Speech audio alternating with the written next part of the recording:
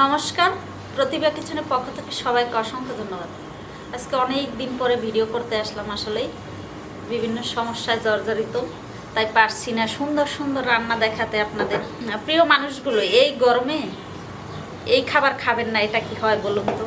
আজকে হচ্ছে এই যে দেশি লাল আলু আর উচ্ছে দিয়ে ইলিশ মাছ দিয়ে পাতলা ঝোল, খেতে একেবারে অসাধারণ। সবার আগে করলাটা কেটে নেব। এই করলাটা শুধু মাঝখানে ফালি দেবো, আর কিচ্ছু করবো না। এই যে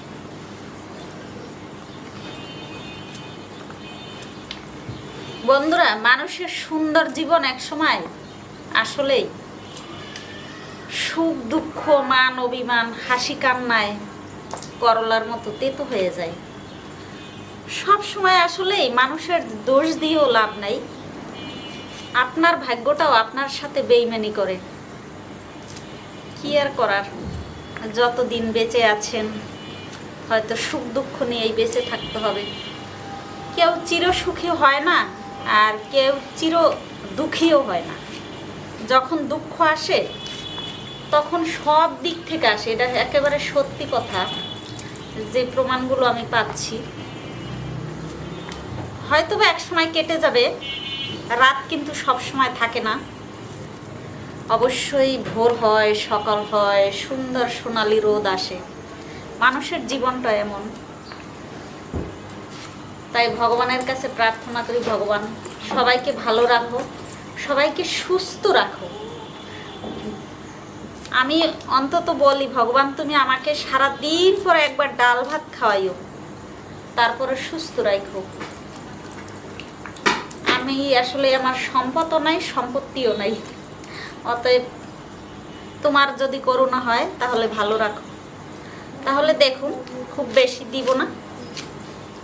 এই যে কাটা হয়ে গেছে, খুব সুন্দর করে কেটে নিয়েছি। এই যে এভাবেই। আঠিগুলো দুই একটা ফেলে দেবো, আরগুলো তো সব জ্বালিয়েই দেখুন, এগুলো তো ফেলার কিছু নাই। দেশি আলুটা কেটে নেব।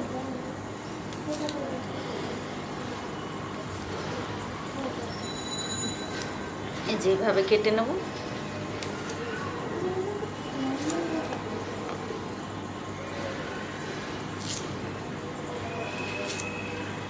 এই খাবারটা যদি এই গরমের দিনে দুপুরবেলা থাকে, গরম ভাতে আর কিচ্ছুটি চাই না। মাছটাকে কেটে নেব। মাছটা কিন্তু দারুণ সুন্দর, ছোট হলেও।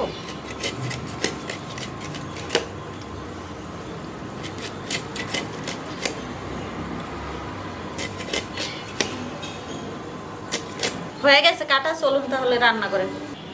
দেখুন তাহলে প্রিয় মানুষগুলো, এই যে মাছ কাটা হয়ে গেছে, করলাও আলু কাটা হয়ে গেছে, ধুয়ে বেছে নিয়েছে। এখন রান্না করব। লবণ হলুদ দিয়ে মাছটাকে ভেজে নেব। কড়াই গরম হয়ে গেছে, দিয়ে দেবো তেল।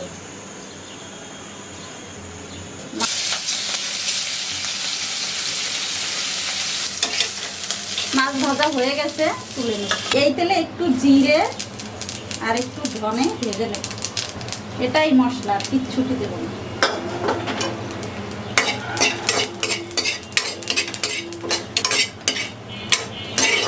তুলে নেব, দিয়ে দেব তেল।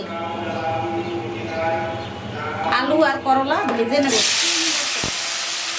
একটু হলুদ দিয়ে দেব, লবণ।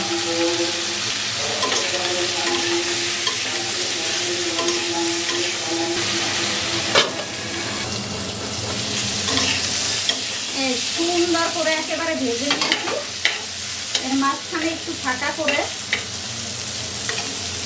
একটা তেজপাতা, একটা শুকনো মরিচ, একটু জিরে দিয়ে দেব।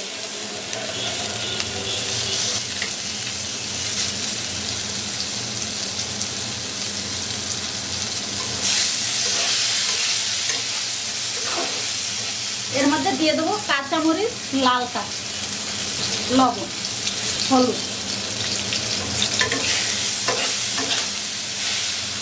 গরম জল দিয়ে দেবো।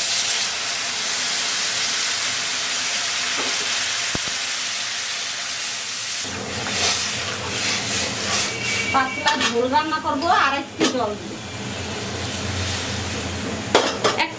ছোট টিপস বলি প্রিয় মানুষগুলো, করলা আমার হাতে কোনো দিনও তিতা লাগে না।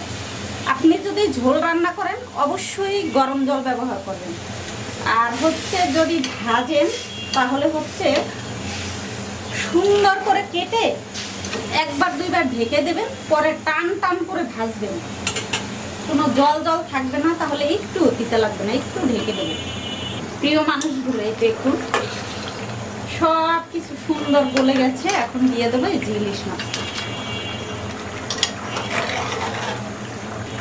সেই ভাজা মশলাটা, জিরে আর ধনে আর কিচ্ছুটি নেই, এটা দিয়ে দেবো। এখন খেতে যা হবে না দারুণ। দেখুন কত সুন্দর, একেবারে অসাধারণ কালার এবং দেখতেও দারুণ হয়ে গেছে এই গরমে পাতলা করলার ঝোল।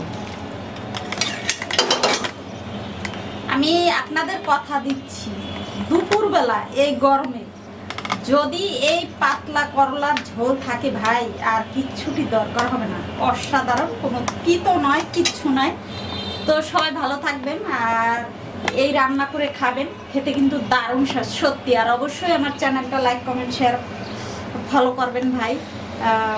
সবাইকে অসংখ্য ধন্যবাদ। আমি খাওয়া দেখাতে পারবো না, আমি ডিউটিতে যাবো, ব্যস্ত আছি। শুভ দুপুর।